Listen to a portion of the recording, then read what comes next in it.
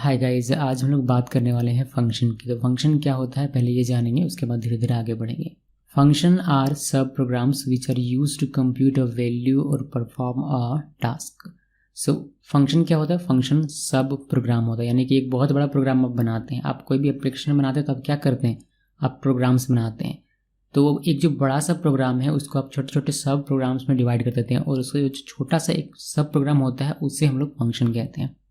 Then बात आती है टाइप ऑफ फंक्शन की। तो फंक्शंस के टाइप हमारे पास दो हैं। पहला है बिल्ट इन फंक्शन, जिसका हम लोगों ने काफ़ी पहले यूज़ करना शुरू कर दिया है। जैसे कि हम लोगों ने देखा होगा प्रिंट फंक्शन, तो ये एक बिल्ट इन फंक्शन है। अपर फंक्शन हम लोगों ने देखा है, स्ट्रिंग फंक्शन है ये, तो इसका भी हम लोगों ने यूज़ किया है।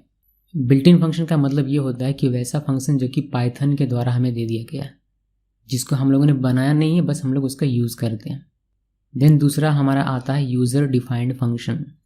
यूज़र डिफाइंड फंक्शन का मतलब ये होता है कि जिसको प्रोग्रामर बनाता है। सो बेसिकली हमारा जो फोकस होगा इस फंक्शन पूरे टॉपिक में वह यही होगा, यूज़र डिफाइंड फंक्शन वाला, जिसमें हम लोग फंक्शन बनाना सीखेंगे, इसको कैसे यूज़ करते हैं वह सीखेंगे, और बहुत सारी चीज़ें फंक्शन से रिलेटेड देखने वाले हैं। फंक्शन की कुछ एडवांटेज के बारे में जान लेते हैं कि फंक्शन क्यों आपको यूज़ करना चाहिए। विदाउट फंक्शन भी प्रोग्राम बना सकते हैं, लेकिन फंक्शन क्यों यूज़ करना चाहिए, क्या आपको इससे बेनिफिट मिलेगा अगर आप अपने प्रोग्राम में यूज़ करेंगे, तो वह देख लेते हैं। फंक्शन में अगर आप कोई टास्क लिखते हैं, जैसे कि इसमें लिखा हुआ कि write once and use it as many time as you need, this provides code reusability. So इसमें क्या होता है कि फंक्शन में आपने अगर मान लीजिए कि एक कोड लिखा हुआ है ऐड करने का, 2 नंबर को ऐड करने का, तो उस 2 नंबर का ऐड करने का जो प्रोग्राम आपने लिखा, जो फंक्शन लिखा हुआ है, उसको आप बार बार यूज़ कर सकते हैं। ऐसा नहीं है कि अगर आपने 2+4 करने के लिए एक सब प्रोग्राम बनाया है और अगर आपको 4+8 करना है तो उसके लिए आपको फिर से लिखना पड़ेगा। जी नहीं, बिल्कुल वैसा नहीं करना पड़ेगा। आप उसी एक बार लिखे हुए कोड को दोबारा से यूज़ कर सकते हैं। या फिर इसको ऐसे समझ सकते हैं कि मान लीजिए कि एक बार मैंने कोड लिखा जो कि प्रिंट करेगा सिंपली वेलकम टू गेकीसोस। अब मुझे 10 बार अगर वही स्ट्रिंग चाहिए तो मैं 10 बार उसका इस्तेमाल कर सकता हूँ, उसी सेम फंक्शन का, बजाय 10 बार सेम कोड को बार बार लिखने के। दूसरा इसका एडवांटेज ये है कि function facilitates ease of code maintenance, यानी कि कोड मेंटेन करना इसमें ज़्यादा आसान हो जाता है। Divide large task into many small task so it will help you to debug code. इसमें आप क्या करते हैं कि एक बड़ा सा प्रोग्राम होता है जिसको सब प्रोग्राम्स में आप डिवाइड करते हैं। तो समझ लीजिए कि एक बड़ा सा टास्क है जिसको छोटे छोटे टास्क में आप डिवाइड करते हैं। इससे आपको क्या बेनिफिट मिलता है कि जब भी कोड में कोई बग क्रिएट होता है या फिर कोई एरर मिलता है तो आपको पता होता है कि कौन से सब प्रोग्राम में जाकर मुझे देखना है, जिससे आप उसको आसानी से और जल्दी डिबग कर पाते हैं, जल्दी से उस एरर को सॉल्व कर पाते हैं, पता लगा पाते हैं। यू कैन रिमूव और add new feature to a function any time. एक फंक्शन एक सब प्रोग्राम है जिसमें तो कोई नया फीचर चाहिए। मान लीजिए कि 2 नंबर को ऐड करने का आपने एक फंक्शन बनाया, अब उसी फंक्शन में आपको 2 नंबर को सब्ट्रैक्ट करने का फीचर ऐड करना है, तब उसको बड़ी आसानी से कर सकते हैं। अगर मान लीजिए कि एक फंक्शन है जिसमें एडिशन और सब्ट्रैक्शन दोनों होता है, बट उसमें सबको सब्ट्रैक्शन को हटाना है, तो वह भी बड़ी ही आसानी से आप कर सकते हैं विदाउट अदर कोड को अफेक्ट किए हुए। सो ये सारे एडवांटेज होती हैं फंक्शन की। ये मैं आपको दिखाऊंगा प्रैक्टिकली करके, तो आपको ज़्यादा अच्छे तरीके से समझ में आएगा। पहले थ्योरी खत्म कर लेते हैं, फिर हम लोग प्रैक्टिकल में आएंगे। बात करते हैं हम लोग फंक्शन डेफिनेशन की। तो फंक्शन डेफिनेशन का मतलब क्या होता है? We can define a function using def DEF def keyword followed by function name with parenthesis. This is also called as creating a function, writing a function और defining a function. Function definition को हम लोग creating a function या फिर writing a function या फिर defining a function भी कह सकते हैं। फंक्शन को बनाने का क्या तरीका है वही हम लोग यहाँ पर देखने वाले हैं। तो फंक्शन को बनाने का तरीका यह है कि आपको डेफ कीवर्ड यूज़ करना पड़ेगा। डेफ कीवर्ड आप यूज़ करते हैं, देन आपको फंक्शन का नाम लिखना पड़ता है, देन आप पैरेंथेसिस लिखते हैं। सिंटेक्स देखते हैं, आपको ईजिली समझ में आएगा। जैसे कि डेफ कीवर्ड है यहाँ DEF जैसा है वैसे ही स्मॉल में आपको लिखना है, देन आप फंक्शन का नाम यहाँ लिखेंगे। फंक्शन का नाम लिखने के लिए आप उन रूल्स को फॉलो करेंगे जिन रूल्स को फॉलो करते हुए आप वेरिएबल का नाम लिखते हैं। देन आपको पैरेंथेसिस देना है और कॉलन साइन देना है। कॉलन साइन देने के बाद आप इसमें लोकल वेरिएबल्स लिख सकते हैं या फिर ब्लॉक ऑफ स्टेटमेंट्स लिख सकते हैं या फिर रिटर्न स्टेटमेंट भी आप लिख सकते हैं। ये पूरा कहलाता है फंक्शन का बॉडी। इसी तरीके से एक और सिंटेक्स होता है इसका, जिसमें हम लोग पैरामीटर्स लिखते हैं। जब आप फंक्शन को डिफाइन करते हैं तब बिटवीन पैरेंथेसिस आप इसका पैरामीटर दे सकते हैं। पैरामीटर का क्या मतलब होता है ये हम लोग एग्जाम्पल में देखेंगे तो हमें ज़्यादा अच्छे से समझ में आएगा। फिलहाल समझ लीजिए कि आप यहाँ पर पैरामीटर लिख सकते हैं, देन बाकी सारी चीज़ें जैसी हैं वैसी ही हैं। इसको हम लोग फंक्शन का बॉडी कहते हैं। एक चीज़ का ध्यान रखिएगा कि यहाँ पर आपको इंडेंट मेंटेन करना है। आप देखेंगे कॉलन के बाद मैंने फंक्शन के बाद एक टैब प्रेस करके सभी को लिखा है, तो उस तरीके से आपको भी इंडेंट मेंटेन करके चलना है। पाइथन में इंडेंट बहुत ही इंपॉर्टेंट रोल अदा करता है, ये हम लोगों ने पहले भी देखा हुआ है।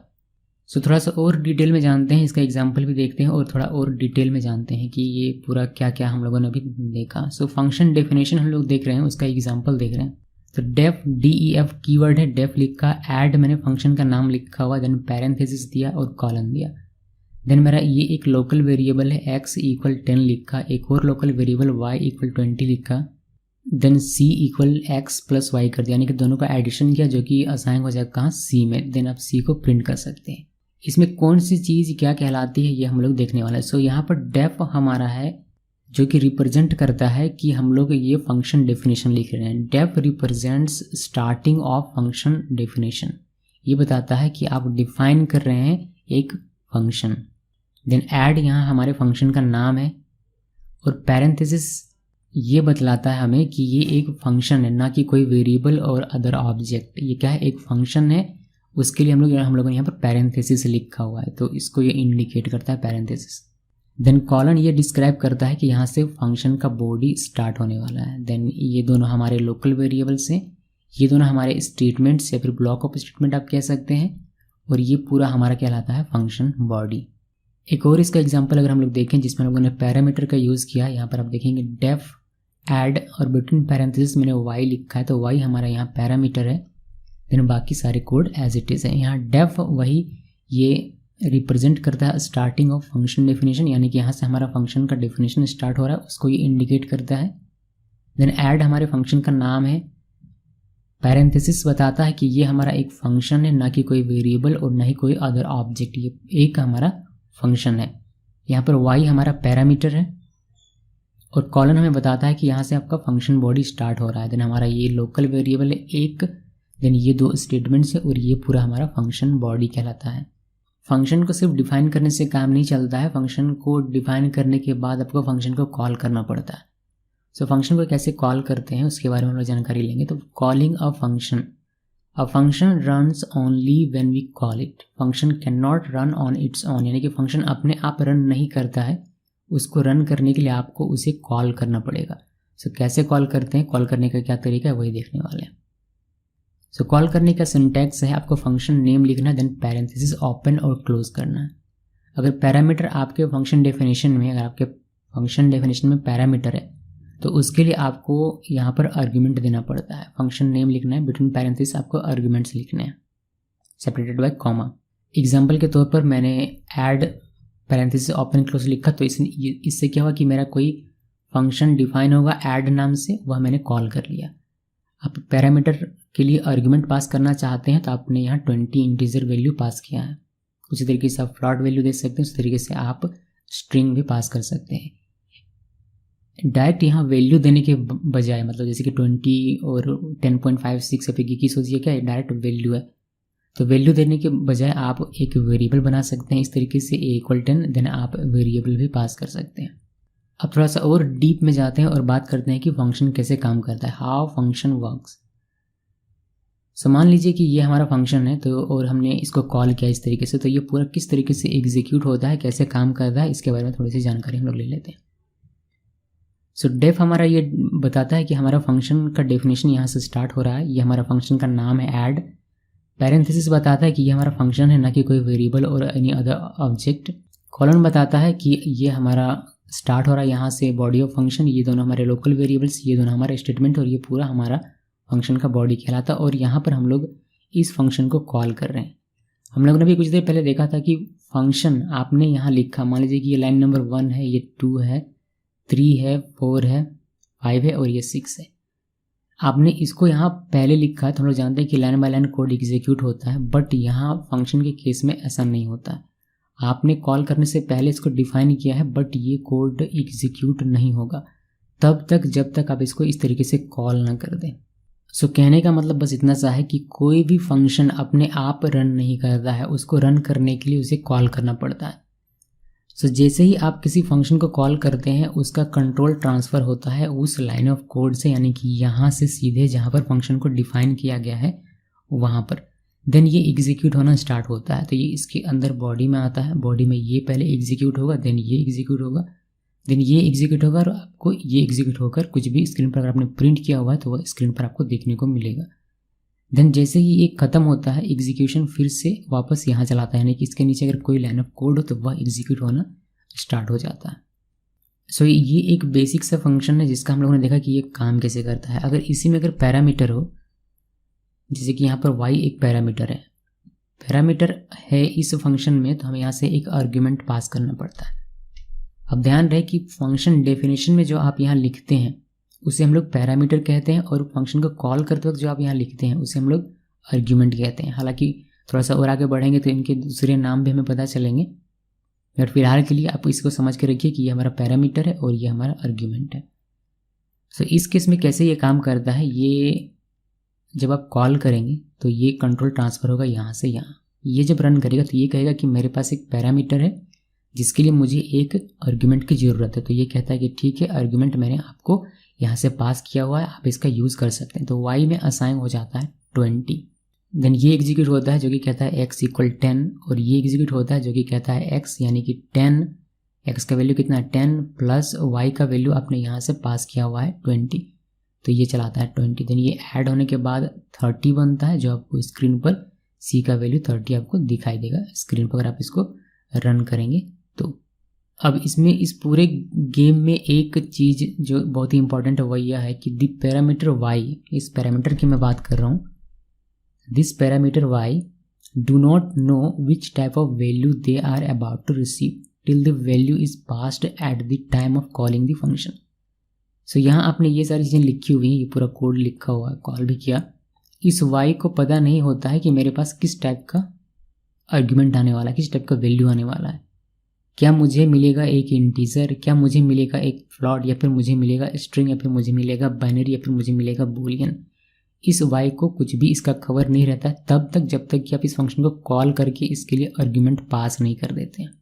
सो इसके पास क्या वैल्यू आएगा, किस टाइप का वैल्यू आएगा, वह सिर्फ रन टाइम पर डिटरमाइन होता है, ना कि कंपाइल टाइम पर।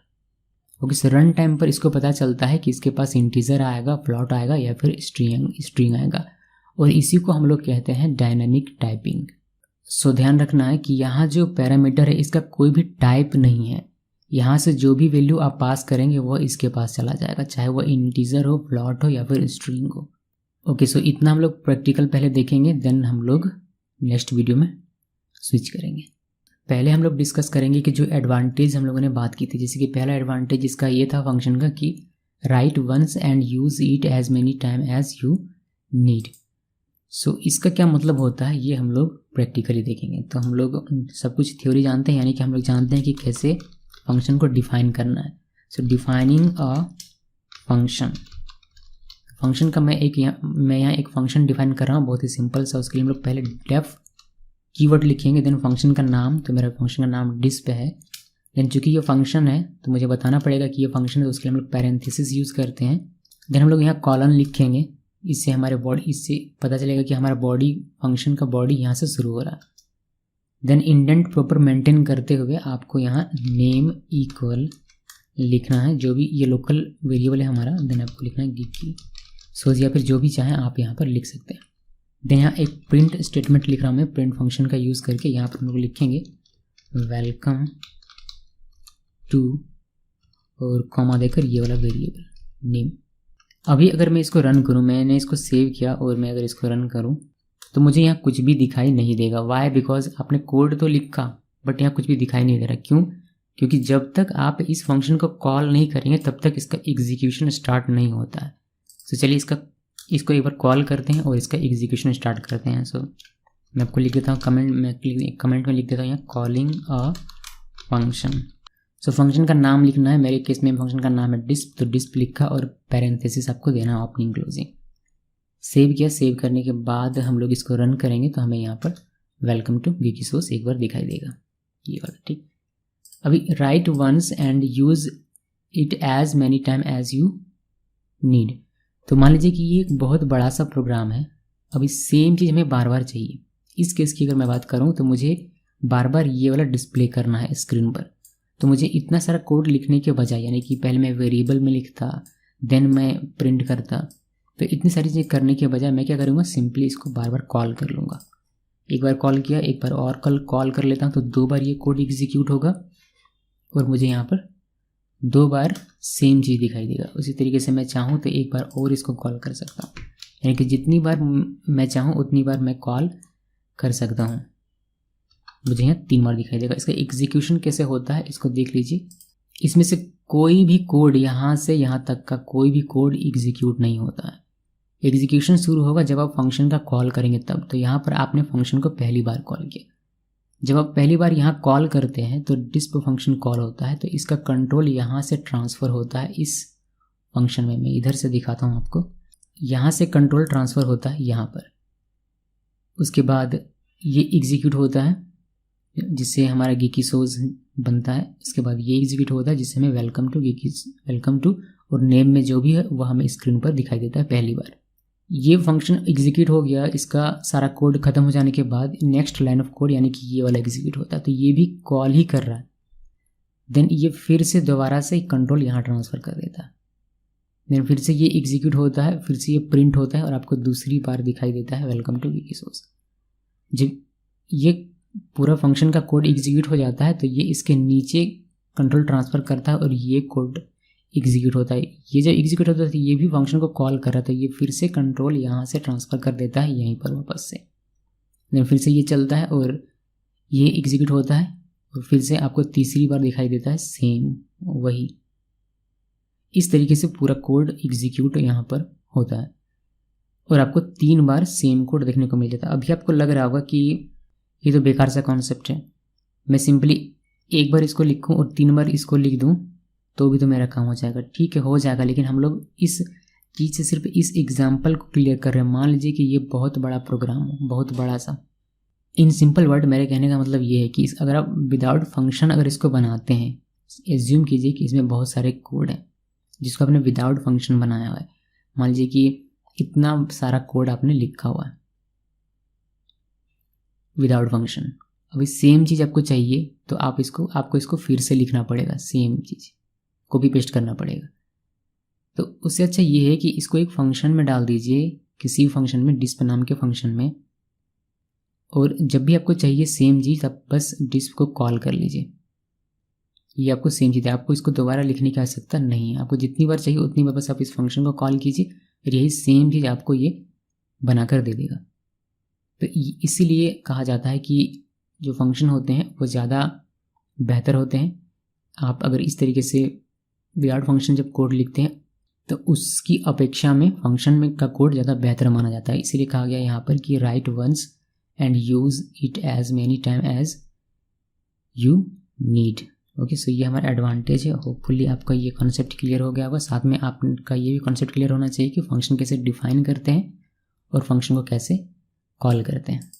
अब हम लोग बात करेंगे इस एडवांटेज की जिसमें मैंने बताया था कि divide large task into many small task helpful for debugging code. तो इसका मतलब क्या होता है, देखिए मैं एक फंक्शन डिफाइन कर रहा हूँ। तो डिफाइनिंग, यहाँ एक फंक्शन बनाएंगे हम लोग। मुझे क्या करना है, मुझे एक कैलकुलेटर बनाना है। कैलकुलेटर क्या करता है, कैलकुलेटर एडिशन करता है और सब्ट्रैक्शन करता है, 2 ही काम करता है मेरा कैलकुलेटर। तो मैं चाहूँ तो दोनों को साथ में लिख सकता हूँ, साथ में दोनों का कोड लिख सकता हूँ, यानी कि एडिशन का भी कोड एक ही जगह पर और सब्ट्रैक्शन का भी एक ही जगह पर। लेकिन इससे जब बग क्रिएट होगा, जब एरर आएगा, तो मुझे उस जगह पर जाकर देखना पड़ेगा जहाँ पर हम लोगों ने दोनों को लिखा हो, यानी कि वहाँ बहुत सारे कोड होंगे जहाँ पर मुझको अपना वाला एरर ढूंढने में प्रॉब्लम हो सकती है।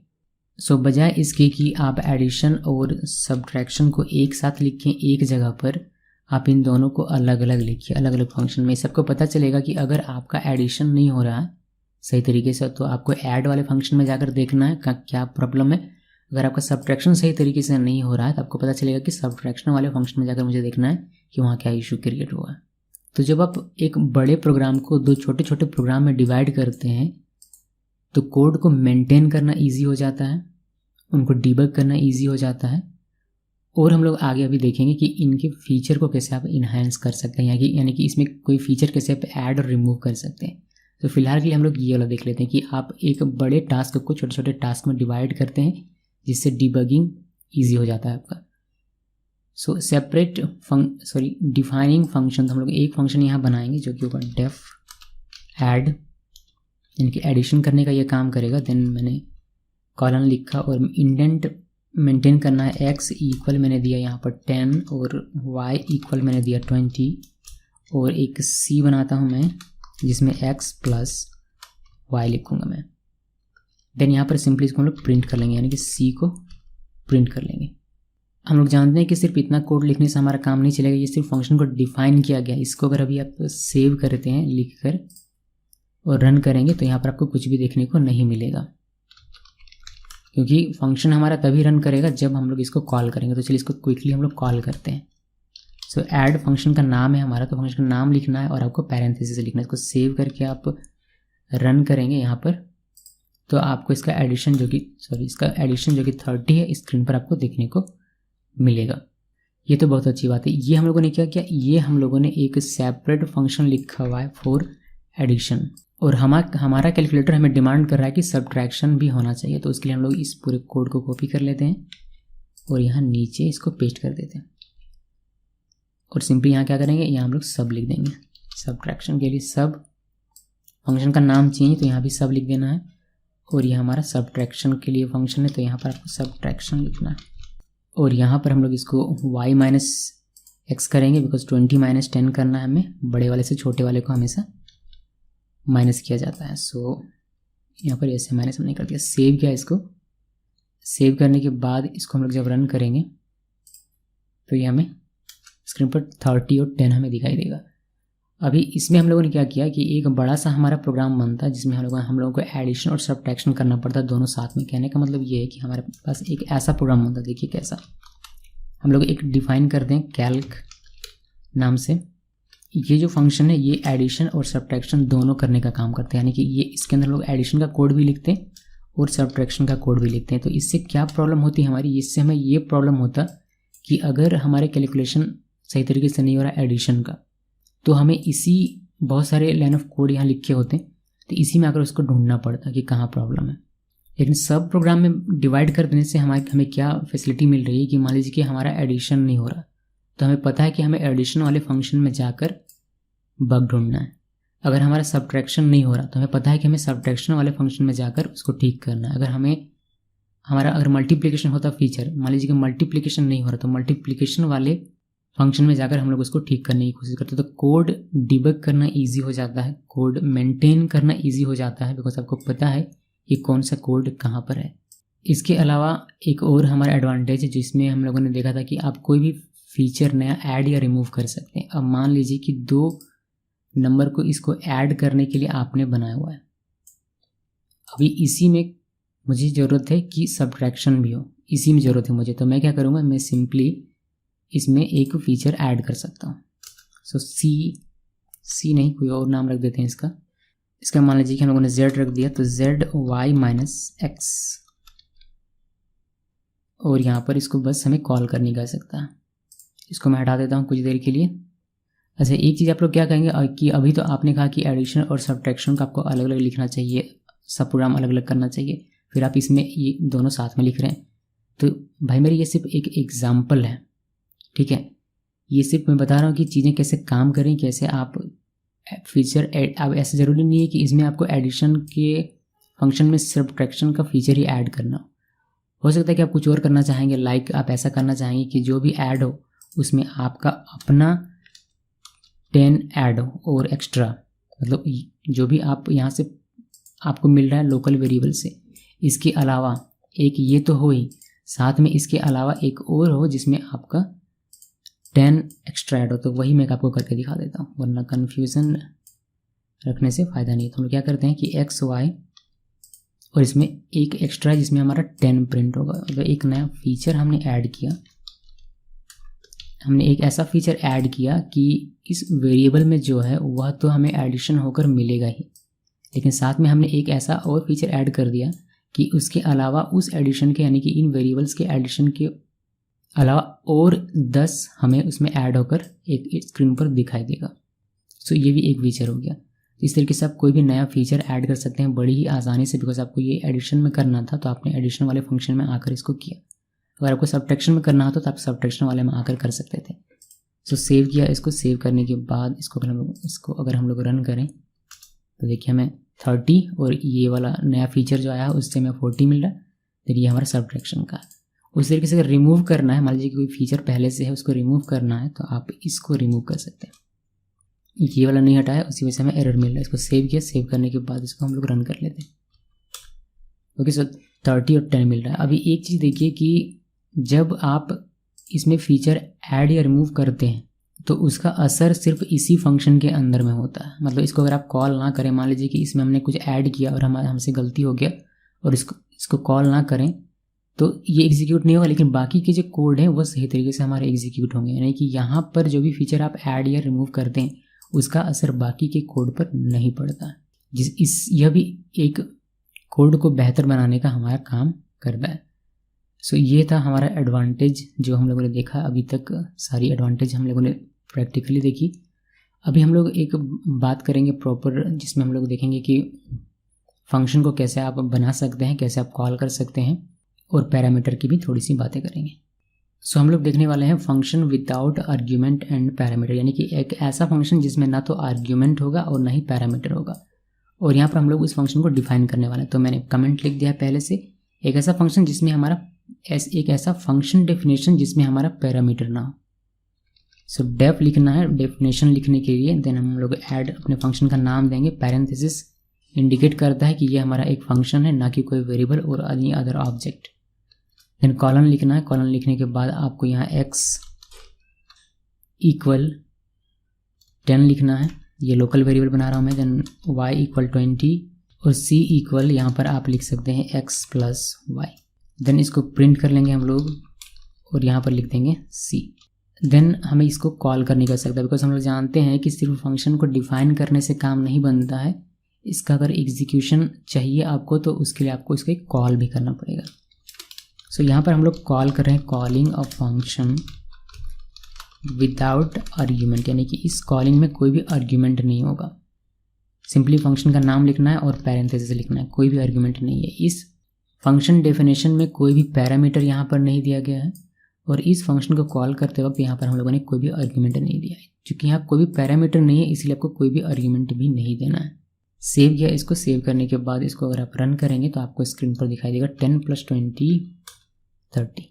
कोड एग्जीक्यूट कैसे होता है एक बार सुन लीजिए, अगर कुछ लोग भूल गए हैं तो।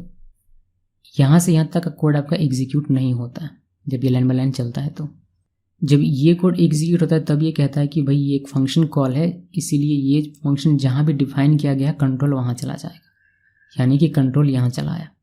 उसके बाद बॉडी ऑफ फंक्शन एग्जीक्यूट होता है जिससे हमारा ये लोकल वेरिएबल बनता है, ये लोकल वेरिएबल बनता है और ये हमारा एडिशन होकर सी में आता है, यानी कि 10 + 20 सी में आता है 30, जो कि आपको स्क्रीन पर फाइनली 30 स्क्रीन पर दिखाई देता है। देन यहाँ कोड हमारा यानी कि इस फंक्शन का एग्जीक्यूशन यहाँ खत्म, तो वापस से कंट्रोल यहाँ से ट्रांसफ़र हो जाता है इसके नीचे वाले कोड में, अगर यहाँ कोई कोड हो तो। अब हम बात करेंगे function with argument and parameter, और यहाँ पर भी हम लोग डिफाइन करेंगे विथ पैरामीटर। यहाँ पर सिंपली क्या करेंगे, एक हम लोग पैरामीटर लिख देंगे y, और यहाँ भी हमें इसके लिए इस पैरामीटर के लिए एक आर्ग्यूमेंट पास करना पड़ेगा। जो भी आप यहाँ पैरामीटर लिखते हैं उसके लिए यहाँ से आर्ग्यूमेंट पास करना अनिवार्य है। इसके बारे में और डिटेल में हम लोग आगे जानेंगे किसी दूसरे सेशन में। फिलहाल यहाँ पर हमें 20 मैंने पास कर दिया और यहाँ से ये y में हटा देता हूँ। इसको सेव करते हैं। सेव करने के बाद इसको रन करेंगे आप, तो यहाँ पर आपको 30 देखने को मिलेगा। कैसे ये काम कर रहा है वो देख लीजिए। यहाँ से यहाँ तक का कोड एग्जीक्यूट नहीं होगा, जब ये लाइन रन करेगा तो ये कोड एग्जीक्यूट नहीं होगा। फंक्शन एग्जीक्यूट होता है जब इसको कॉल किया जाता है। सो जब ये एग्जीक्यूट हो ये लाइन ऑफ कोड चलता है तो कहता है ये कि ये तो एक फंक्शन है, तो ये कंट्रोल यहाँ से ट्रांसफ़र होता है यहाँ। अब ये कहता है कि मेरे पास एक पैरामीटर है तो मुझे एक आर्ग्यूमेंट चाहिए, तो कहता है कि ठीक है भाई आर्ग्यूमेंट मैंने पास किया हुआ है, आप आर्ग्यूमेंट ये वाला ले लो यहाँ, यानी कि y इक्वल हो जाता है आपका 20। इसके अंदर x इक्वल 10 है, c में x जो कि जिसका वैल्यू 10 है और प्लस y जिसका वैल्यू अपने आर्ग्यूमेंट के तौर पर पास किया 20, ये एडिशन होकर c में आता है और c में आपको 30 स्क्रीन पर देखने को मिलता है। फंक्शन का एग्जीक्यूशन यहाँ ख़त्म हो जाता है, इसके नीचे कोई भी कोड नहीं उसकी वजह से, जिससे इसका कंट्रोल यहाँ से ट्रांसफ़र हो जाता है। यहाँ अगर कोई यहाँ कोड हो तो वह एग्जीक्यूट होगा। सो ये हमारा विथ पैरामीटर और विदाउट पैरामीटर। अब ऐसा बिल्कुल भी ज़रूरी नहीं है कि हमेशा आपको इंटीजर वैल्यू के साथ ही काम करना है। अब आप इसमें कुछ भी टाइप लगा सकते हैं, मतलब कुछ भी डेटा टाइप हो सकता है इस पैरामीटर का, बिकॉज अभी तक जब तक आप इसको कॉल करके डेटा यहाँ से पास नहीं करते हैं आर्ग्यूमेंट, तब तक इसको पता नहीं होता है कि इसके पास कौन सा डेटा आने वाला है। तो आप चाहें तो यहाँ से इसको 0.56 इस तरीके से 0.56 पास कर सकते हैं। इसको सेव कीजिए। ये एक फ्लोटिंग पॉइंट नंबर है, अगर आपको नहीं पता है तो मैं आपको बता दूं। ये क्या है, एक फ्लोटिंग पॉइंट नंबर। इसको रन करेंगे आप तो आपको 20.56 यहाँ पास होगा, यानी कि y में फ्लोटिंग पॉइंट जाएगा, देन x में जो वैल्यू है और जो y का वैल्यू है दोनों का ऐड होकर आपको यहाँ देखने को मिलता है। ओके, सो ये है हमारा फंक्शन। और फंक्शन को कैसे डिफाइन करते हैं, फंक्शन को कैसे कॉल करते हैं, फंक्शन को कैसे आप विथ पैरामीटर कॉल बना सकते हैं, कैसे आप विदाउट पैरामीटर बना सकते हैं, ये सारे कॉन्सेप्ट हम लोगों ने देखी और उम्मीद करता हूँ कि आपको अच्छे तरीके से समझ में भी आया होगा। एक और मैं आपको यहाँ पर दिखा देता हूँ स्ट्रिंग वाला, कि यहाँ y की जगह पर आप स्ट्रिंग भी दे सकते हैं। यहाँ पर मैं एक स्ट्रिंग भी पास कर सकता हूँ इस तरीके से कि सोर्स, और यहाँ पर मैं सिंपली y को प्रिंट कर देता हूँ।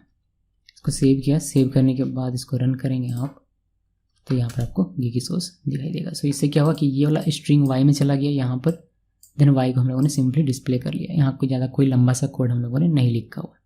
अब एक और देख लीजिए, इसको मैं वापस से पहले ऐसा बना देता हूँ, ऐसा।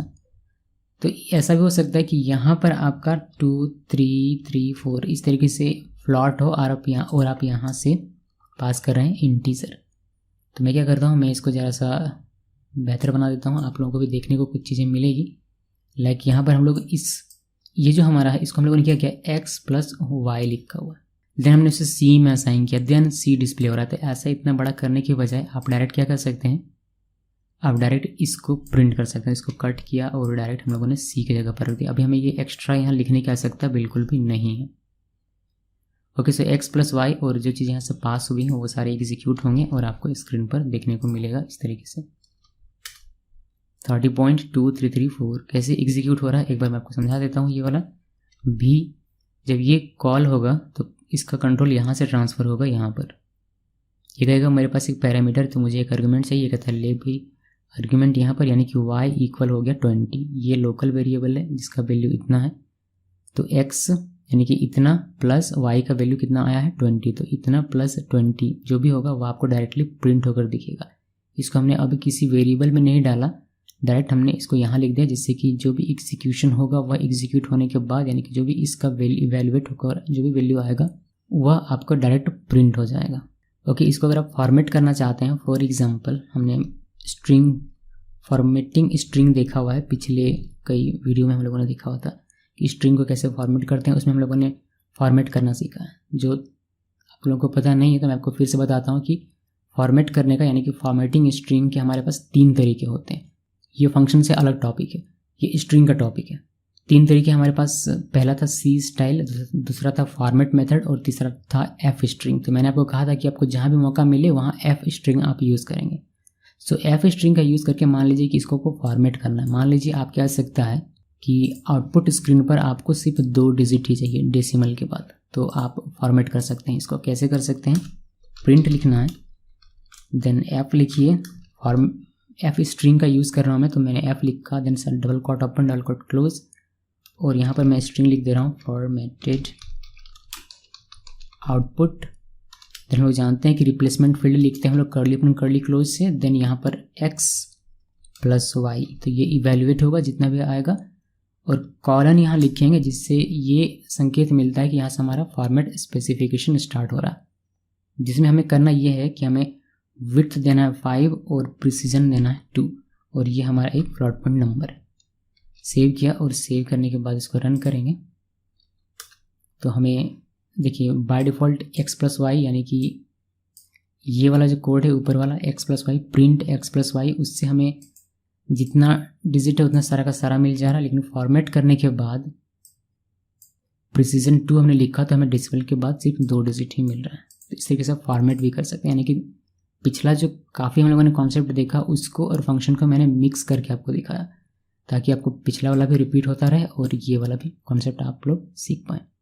सो गाइज इस वीडियो में बस इतना ही है, और सीखते जाइए फंक्शन क्या क्या हम लोगों ने देखा। मैं आपको एक बार बता देता हूँ कि इसमें क्या क्या हम लोगों ने सीखा। हम लोगों ने सीखा कि फंक्शन क्या होता है, फंक्शन को कैसे डिफाइन करते हैं, फंक्शन को कैसे कॉल करते हैं, फंक्शन को कैसे डिफाइन करते हैं विथ पैरामीटर और विदाउट पैरामीटर, फंक्शन को कैसे कॉल करते हैं विथ आर्ग्यूमेंट विदाउट आर्ग्यूमेंट। ये सारी चीज़ें हम लोगों ने देखी, और हम लोगों ने कुछ एडवांटेज का भी प्रैक्टिकल देखा। साथ में हमने देखा कि आप सिर्फ इंटीजर के साथ ही नहीं, आप फ्लॉट के साथ और स्ट्रिंग के साथ भी फंक्शन में काम कर सकते हैं। और इसके साथ हम लोगों ने देखा कि किस तरीके से आप आउटपुट को फॉर्मेट कर सकते हैं। Thanks for watching.